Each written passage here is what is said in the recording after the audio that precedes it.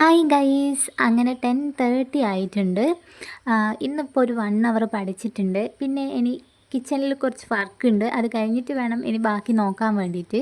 ഇന്ന് സൺഡേ ആണ്, സോ ഇന്ന് പുറത്തൊക്കെ പോകാൻ വേണ്ടിയിട്ട് പ്ലാൻ ചെയ്തിട്ടുണ്ട്. പിന്നെ അതിനു മുന്നേ നമ്മുടെ WCPO എക്സാം ജൂൺ 20-ന് കഴിഞ്ഞിട്ടുണ്ടല്ലേ. സോ ഞാൻ ഒരുപാട് വെയിറ്റ് ചെയ്ത ഒരു എക്സാം ആയിരുന്നു WCPO എക്സാം. സോ അത് കഴിഞ്ഞിട്ട് ഇപ്പം ഞാൻ ജസ്റ്റ് എൻ്റെ പഠനങ്ങളൊക്കെ ഒന്ന് ആലോചിച്ച് നോക്കുമ്പോൾ കുറച്ചും കൂടെ നന്നായിട്ട് പഠിക്കാം എന്ന് തോന്നുന്നുണ്ട്.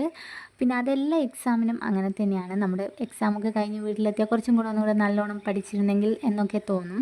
ഞാൻ WCPO എക്സാമിന് വേണ്ടിയിട്ട് കുറച്ചും കൂടെ എഫേർട്ട് എടുത്ത് പഠിച്ചിട്ടുണ്ടായിരുന്നത് special topic English, Malayalam, maths ഒക്കെയാണ്.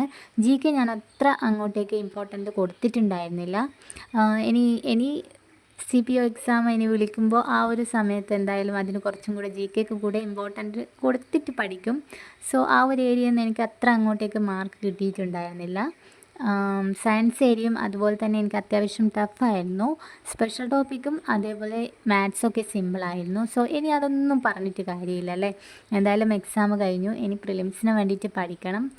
അപ്പോൾ ഗെയ്സ്, നമ്മളിപ്പോൾ പോയിക്കൊണ്ടിരിക്കുന്നത് ടൊവിനോയുടെ ഒരു ഫിലിം കാണാൻ വേണ്ടിയിട്ടാണ്.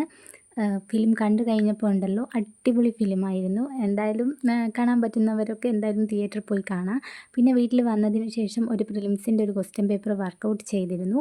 സോ അതിനൊരു ഏവറേജ് മാർക്കേ എനിക്ക് കിട്ടിയിട്ടുണ്ടായിരുന്നുള്ളൂ. അത്യാവശ്യം നെഗറ്റീവും അടിച്ചിട്ടുണ്ടായിരുന്നു.